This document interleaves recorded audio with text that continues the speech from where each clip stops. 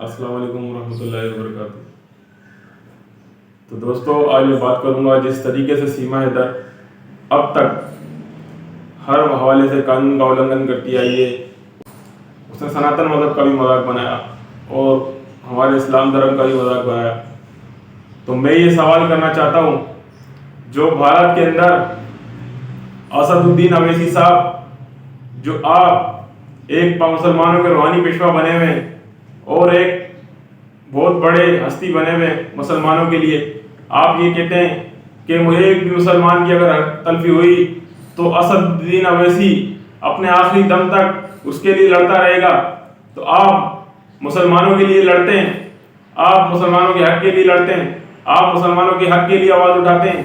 تو میں آج آپ سے پوچھتا ہوں، آج آپ کی آواز کہاں بند ہو گئی جب ایک پاکستانی کتیا نے اسلام کے خلاف جس طریقے سے بکواس کی، جس طریقے سے اسلام کو برا بھلا بولا، اور اس نے یہ تک کہہ دیا کہ خانہ کعبہ کے اندر پہلے بت تھے جو کہ ہٹا دیے گئے۔ تو آج اس نے خانہ کعبہ کے بارے میں بھی بکواس کی۔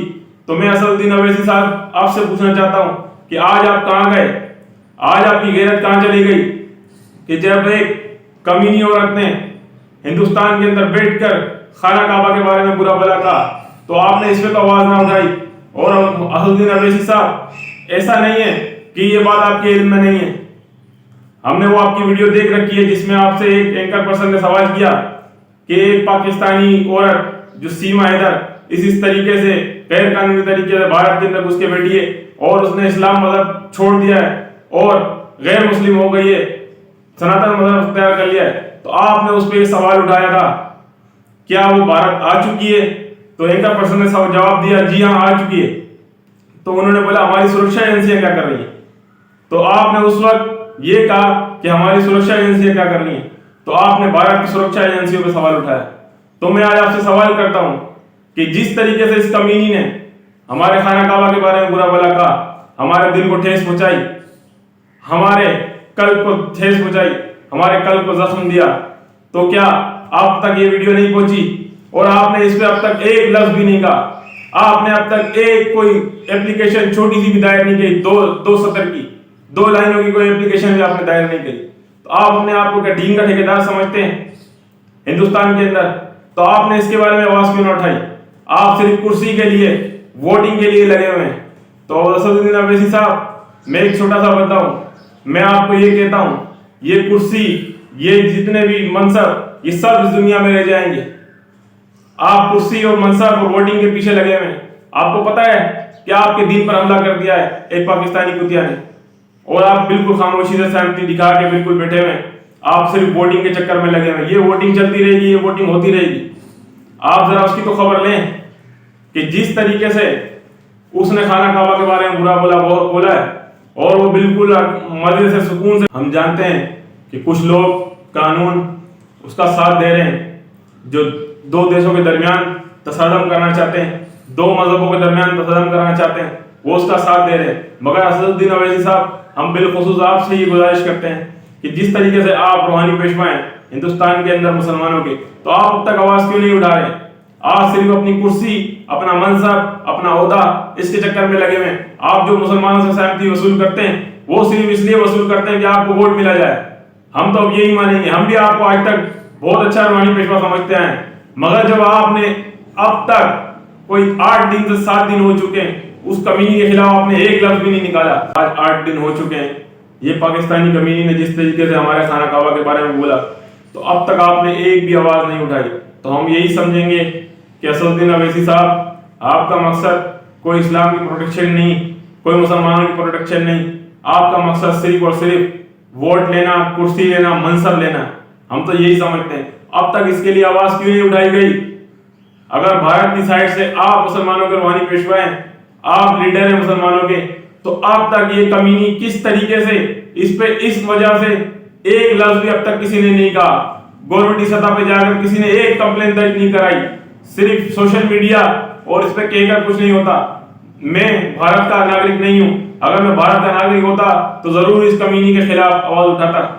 اسد الدین اویسی صاحب، ہم بہت رنجیدہ ہیں اور ہمارا دل بہت خون کے آنسو روتا ہے۔ اسد الدین اویسی صاحب، جس طریقے سے اس عورت نے پہلے ہمارے پاکستان کو ٹارگٹ کیا، پھر اسلام کے بارے میں برا بلا کہا اسد الدین اویسی صاحب، جس طریقے سے اس عورت نے پہلے پاکستان کو ٹارگیٹ کیا، پھر یہ کہا کہ اسلام کے اندر عورتوں کے ساتھ زیادتی ہوتی ہے، عورتوں کے ساتھ زبردستی ہوتی ہے، عورتوں کو زبردستی نقاب کرایا جاتا ہے، عورتوں کو زبردستی پردہ کرایا جاتا ہے، یہ اب تک ہم برداشت کر رہے تھے، مگر اب جو اس نے خانہ کعبہ کے بارے میں برا بھلا کہا، تو میں یہ کہتا ہوں اسد الدین اویسی صاحب، یہ منصب، یہ کرسی، یہ سب کچھ آنا جانا اور ریل پہ سب یہ ختم ہو جائے گی۔ تو میں یہ کہتا ہوں اسد الدین اویسی صاحب، یہ کرسی، یہ سب کچھ بعد میں مل جائے گی، یہ کرسی، یہ ووٹنگ کا چکر چھوڑیے اور اس کمینی کو لگام دیجئے کہ جس طریقے سے آج یہ اسلام کے خلاف بول رہی ہے، کبھی یہ سناتن مذہب کا مذاق بنا رہی ہے۔ میں اپنے ہندو بھائیوں اور ہندو کمیونٹی کے جو مذاہب کے جو پیشوا ہیں، جو پنڈت لوگ ہیں، میں ان سے بھی کہنا چاہتا ہوں کہ جیسے یہ اسلام دھرم کا مذاق بنا رہی ہے، اسی طریقے سے یہ سناتن مذہب کا بھی مذاق بناتی نظر آتی ہے۔ تو میں ان ہندو بھائیوں اور ہندو جو پیشوا ہیں، روحانی پیشوا، ان سے بھی کہنا چاہتا ہوں کہ اس کو جلد از جلد لگام ڈالیے، اس کتیا کو جلد از جلد لگام ڈالیے، اس کتیا کے گلے میں جلد از جلد پٹا پہنائیے۔ اسد الدین اویسی صاحب، میں آپ سے یہ کہنا چاہتا ہوں کہ جس طریقے سے یہ ہمارے مذہب کو ٹارگیٹ کرتی رہی ہے، مگر اب اس نے جو ہمارے خانہ کعبہ کے بارے میں اس طریقے سے بکا ہے، تو اس کو جلد از جلد لگام دیں۔ اور آپ جو سوشل میڈیا پہ اکثر آ کر پرچار کرتے نظر آتے ہیں کہ مسلمانوں کے خلاف ایسا ہو گیا ہے، مسلمانوں کے خلاف گھیرا تنگ ہو گیا ہے، یا مسلمانوں کو بھارت میں اس طریقے سے کیا جا رہا ہے، یا مسلمانوں کی حق تلفی کی جا رہی ہے، تو اسد الدین اویسی صاحب، یہ تمام معاملات دنیا کے چلتے رہیں گے تا قیامت۔ کرسی، یہ منصب، یہ سب چیزیں دنیا سے چلے جائیں گی، یہ دنیا فانی ہے۔ ہمارا آپ سے صرف اور صرف یہی کہنا ہے کہ اس کتیا کو جلد از جلد لگام دیں۔ اور میں بھارت کے جتنے بھی علماء کرام ہیں ان سے بھی کہنا چاہتا ہوں، کیا آپ تک اس کی کوئی ویڈیو نہیں پہنچی؟ ہمیں علم ہے کہ یہ ویڈیو آپ تک پہنچی ہے۔ آپ لوگ سب اس وقت ووٹنگ، کرسی، منصب، عہدہ، اس کے چکروں میں لگے ہوئے، تو آپ یاد رکھنا جو آخرت کا معاملہ ہے، وہاں نہ کرسی چلتی ہے، نہ منصب چلتا ہے، نہ عہدہ چلے گا، نہ ووٹ چلیں گے۔ اور میں بھارت کے جتنے بھی علماء کرام ہیں، میں ان سے بھی پوچھنا چاہتا ہوں، جو وہ دین کے ٹھیکیدار اب تک بنے ہوئے ہیں بھارت کے اندر بیٹھ کے، تو آج تک کیا آپ نے آواز اٹھائی؟ تو اسد الدین اویسی صاحب، میں آپ سے گزارش کرتا ہوں کہ جلد از جلد فی الفور اس بات کو نوٹس لیجئے اور اس کتیا کو جلد از جلد اس کے کیفر کردار تک پہنچائیے، اس کو سزا دلوائیے۔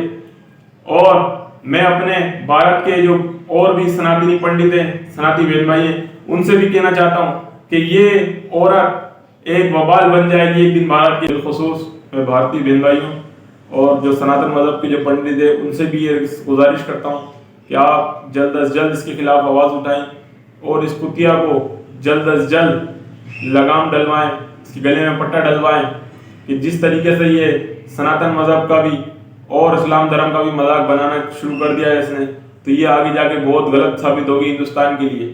تو جلد از جلد ہم یہ کہتے ہیں کہ جو شخص، جو کتا، جو کتیا ملک کے لیے نقصان دہ ہو، اس کو وہیں دفن کر دینا چاہیے۔ تو دوستو، جب تک کے لیے دیجیے، اللہ حافظ۔